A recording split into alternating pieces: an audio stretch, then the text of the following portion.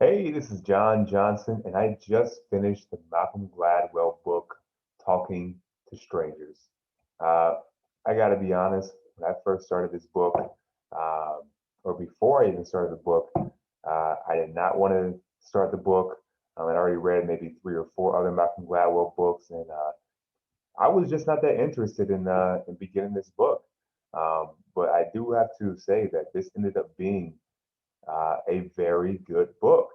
Um, it hit on a lot of subjects that I really care about right now, which is understanding other people, how to better connect with other people, which is one of my main personal goals right now, is continue to get better at that. And this book spent a ton of time on a lot of those subjects. So I'll go ahead and hit some of the topics that were discussed, my quick opinions on them, and my overall perspective on them. So one topic was you're always miles from understanding someone. Um, they were talking about how English leaders, there was a prime minister of England who decided that he wanted to meet with Hitler to really get a feel for him, since everyone was thinking that Hitler was going to start trying to invade and do some bad things. And he got the perspective that Hitler was a decent guy and that he wouldn't do that, um, which of course he was wrong about that. I'm always thinking about my relationship with my spouse because I've been with her for a long period of time. I've read tons of relationship books. Uh, I would think that I would have a decent understanding of her, but seeing stories like that one with Hitler and some other ones that were appeared in the actual book. For example, there was a CIA agent that was a Cuban spy for a long period of time. And even with different interrogations that came up to try to, because they had some suspicion of her, they completely dismissed them. And these are the people who are the best at reading people supposedly in the United States, are the CIA agents. Um, just made me put into perspective that, hey, I'm doing a decent job of trying to understand my wife and take care of her, but when it comes down to it, 10 years in, I probably still don't know hardly anything about her. And I got to keep grinding towards that. And when it comes down to it, whether it's 30, 40, 50 years later, I'll probably still need to continue on that journey for understanding. Um, he also hit on another subject, which was about in courtrooms, especially in first appearances. If somebody ends up going to jail and, within 24 or so hours, they had to appear before a judge, and they ended up stating that computers were a lot better, at least in one study that was done, at determining if someone would be a repeat offender if you put them back on the streets, rather than giving them, jail time or higher parole, uh, which hit me pretty big because my father-in-law is a judge. So you would want to think that someone like him, who's a very nice, good guy, would be able to uh, do a decent job of determining who would be able to get on parole. But it was one of those things to where a computer just looks at the stats and the numbers. I mean, we're not talking about putting somebody, convicting someone for 5, 6, 7, 8, 9, 10 years. Of course, our court system is set up to where uh, there has to be a jury to do situations like that nature, at least in a criminal setting. Um, but when it comes down to, just initial first appearance, how the parole should be set, things of that nature, a computer does a better job because that one extra added variable, being able to see the person and seeing how they react to certain things and seeing their mannerisms completely throws off the actual statistics of who that or what that person is most likely going to do. Uh, so to me, that was pretty eye opening.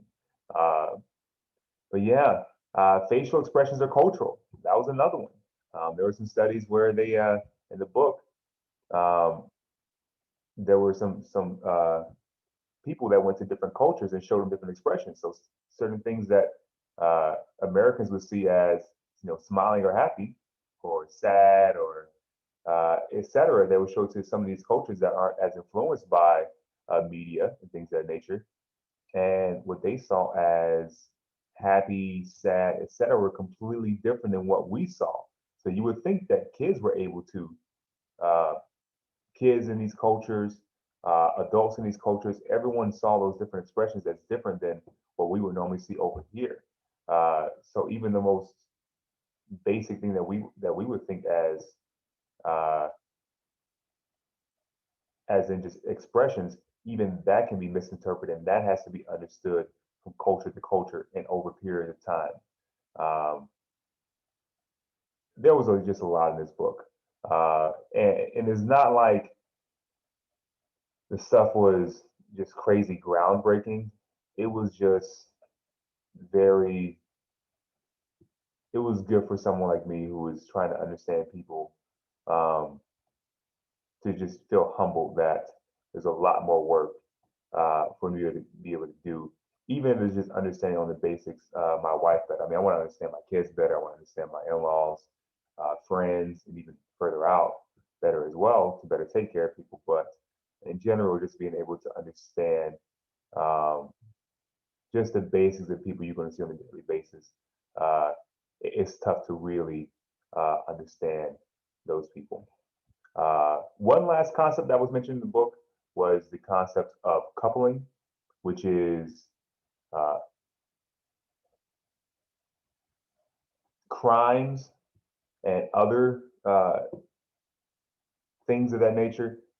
Um, a lot of times you hear crimes that are, oh, this city is crime ridden. Like, I'm in Florida. Jacksonville, Florida has a ton of crime, or, this certain area in Jacksonville has a certain crime. But it's actually pretty specific. It's normally only a couple of blocks or a couple of little small little neighbors and pockets that'll contribute to 50% of the crime in the entire city. And so that was something that was mentioned in the book. There was some experiments in Kansas City where they tried to figure out policing. They did these year-long studies, and one that ended up coming out was if you focus on those one or two or three neighborhoods and you over police those neighborhoods and you give police officers the right to stop anyone for hardly anything in cars, um, then you can be able to reduce crime by a good amount. And he said that unfortunately, uh, police jurisdictions across the United States took that, but they didn't do it just for those specific areas. They ended up contributing to like an entire city, which an entire city does not need to be policed. They end up pulling over a lot of people and really causing a lot of bad moods and tensions for people, uh, just to be able to find that one needle in the haystack criminal, um, out of maybe 20 or so. And that's why in the book, Malcolm alluded that this is what happened with Sandra Bland and some other situations that have happened over the past couple of years, and I mean, not just a couple of years, but probably 10, 20 years, is because of over policing areas that do not need to be over policed, uh, which end up leading to the first point of you don't understand people. And even if you know people over long periods of time, you don't understand them. So to be able to get an understanding of different cultures and, the police officer versus Sandra Bland and what they were both trying to convey to each other and it was being misinterpreted, uh, leads to where you can make, 2, 3 minute split decisions about people can lead to not great um, decision making. So overall, good book. If you're someone trying to understand people, or if you're a fan of Malcolm Gladwell, I recommend this book to everyone.